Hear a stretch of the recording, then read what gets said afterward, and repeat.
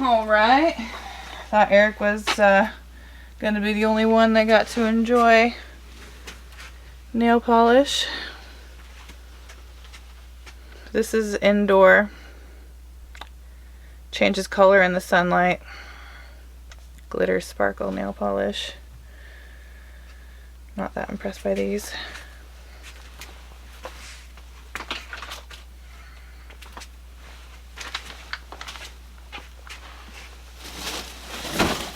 Last item.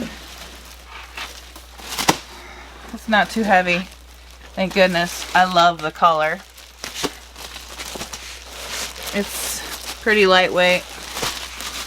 Looks like pads, like foam. Feels like tumbling mat material, like what we used to roll around on for wrestling in wrestling class. Might be a big comfy yoga mat. Don't know.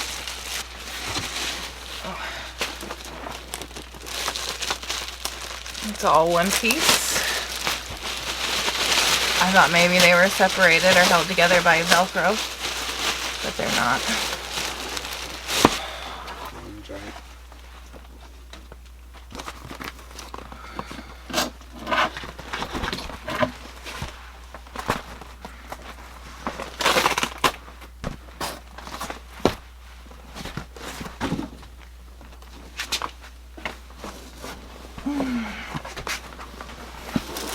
What you think about that, YouTube? Matt Ladin. I probably said that wrong. Ugh, I don't want it to go in that dirty old box from Quicklotz. Wrap that one back up in plastic. This is a really nice quality. This is a really nice quality item. Hopefully we get a good price for this because we're definitely going to need it with the amount of scam garbage that we got in that box. I hope whoever got my headphones or whatever was supposed to be in there had to pay a bunch of money to get all their keys replaced because there was some do not duplicate keys on there.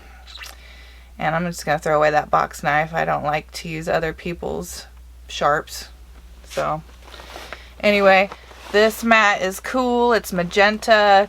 It feels like it's brand new.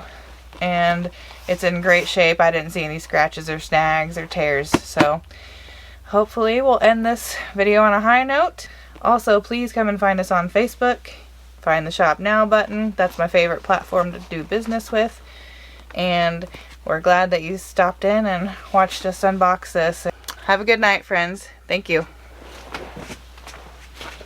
Hi everybody, it's Eric Knutson here at Nuts and Bolts. I'm talking to you about how we did on that Quicklotz pallet. If you remember, it was a bed, bath, and housewares pallet, which means, hey, it could pretty much occur anywhere in your house. However, if you remember, we had some really significant issues with this pallet between all of the broken items, all of the horribly scratched up items, and all of the dirty items that came in on this pallet. We're going to have a very hard time making any money off of this particular pallet. So, this is our very first Quicklotz pallet, and we are excited to see how the numbers actually work out. Now, if you remember, we had to spend a total of $600 on this pallet. It came in on 10/14. And it took quite a bit of time to arrive. Their cases are very quick, generally in my experience, but their pallet took a long time to arrive. I also did not like how their shipping was handled.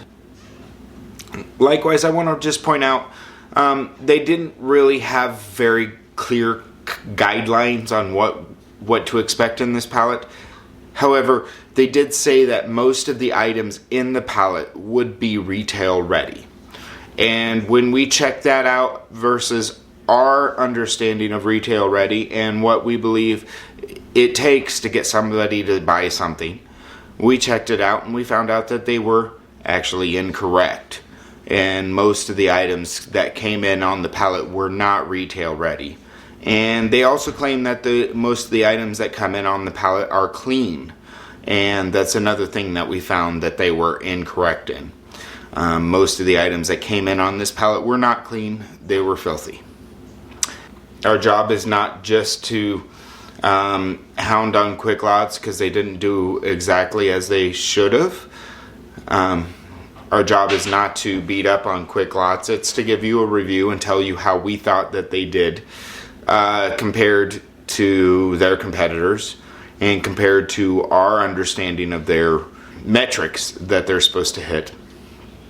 Obviously, already at this point, we have had just buku comments on this pallet and how bad it is. It's obvious that we're not going to make a ton of money off of this. It's hard to believe that we're going to break even off of this. There's a lot of things in here that I just feel bad that actually got shipped. Why did we ship keys? Why did we take that time? And why did we spend money to ship those?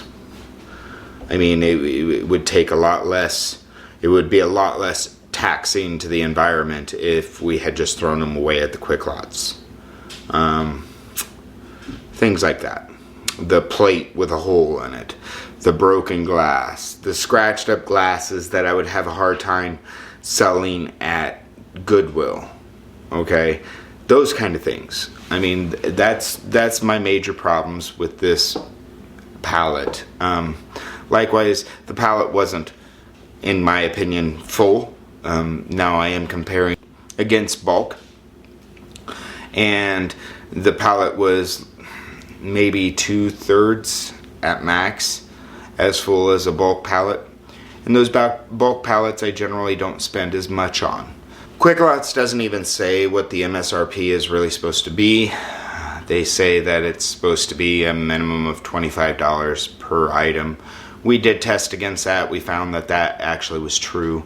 It was like almost $27 an item. I think it was $26.97 an item. But that's MSRP.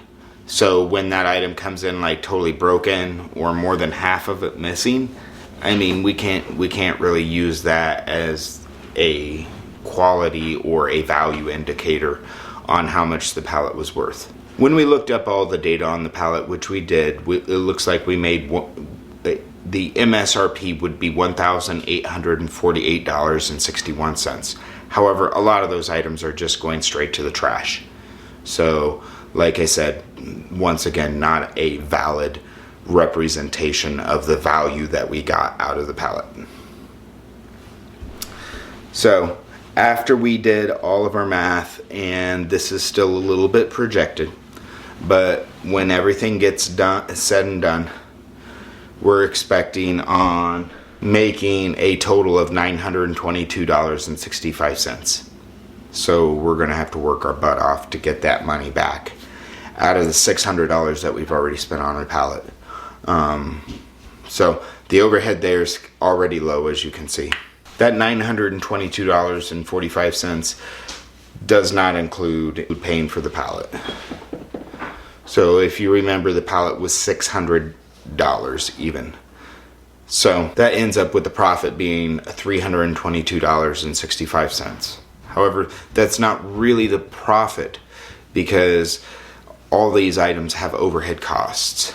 So this is a pallet. We're going to do our normal $100 for a pallet.